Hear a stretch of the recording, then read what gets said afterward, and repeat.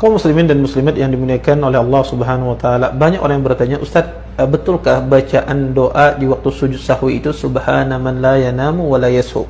Maka doa ini sangat populer sekali di tengah-tengah kaum muslimin. Tapi tahukah Anda, kalau kita merujuk adakah hadis yang menganjurkan membaca doa ini? Maka tidak ada hadisnya. Bahkan Habib Ibn Hajar mengatakan la aslalahu, tidak ada asalnya. Doa ini tidak ada asalnya. Tapi seperti itulah tersebar di buku-buku fikih. Tidak kita temukan hadis-hadisnya. Oleh karena itu para ulama mengatakan doa di waktu sujud sahwi itu membacanya sama seperti doa di waktu sujud biasa di dalam salat. Jadi ketika dalam salat Anda membaca misalnya subhanarabbiyal a'la atau membaca subhanakallahumma rabbana wa bihamdika allahumma ighfirli, maka seperti itu pula Anda baca di waktu sujud sahwi. Syukran, wassalamualaikum warahmatullahi wabarakatuh. Assalamualaikum warahmatullahi wabarakatuh. Bismillahirrahmanirrahim. Allahumma sholli wa sallim wa barik ala sayyidina Muhammadin wa ala alihi wa sahbihi ajma'in, amma ba'du.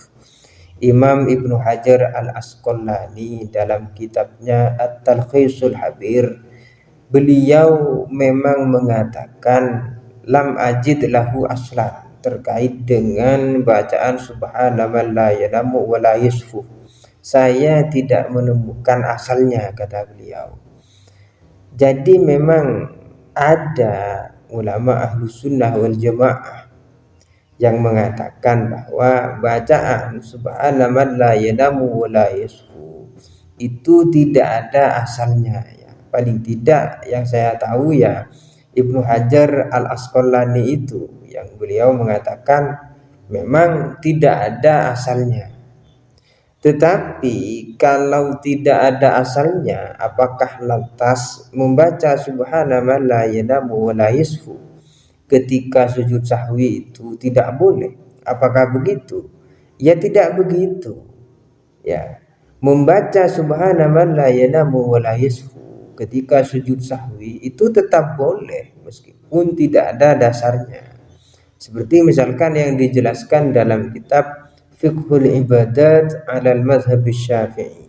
Di situ dijelaskan bahwa al-la'iqu bil hal, yang cocok dengan situasinya, dengan kondisinya, ketika seseorang itu lupa sesuatu ketika sholat, itu memang cocoknya, pasnya itu membaca subhana man la yanamu wa la yasfu.